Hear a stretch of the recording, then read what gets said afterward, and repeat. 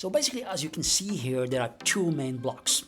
So the first one is blocks through which you can tell to ChatGPT who you are, what is your occupation, what is your subject matter expertise, what is your location, what is the institution in which you work, what do you do exactly, what are your interests, etc., etc.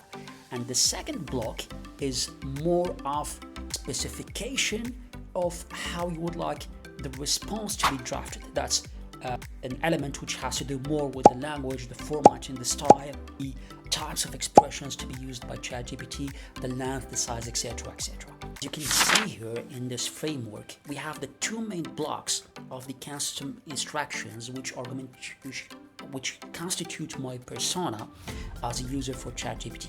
Now, the interesting thing is that I'm not restricted as a user to one single persona, but actually I can switch back and forth between different kind of personas, and that's one of the things we are going to be looking at in this specific micro trainings.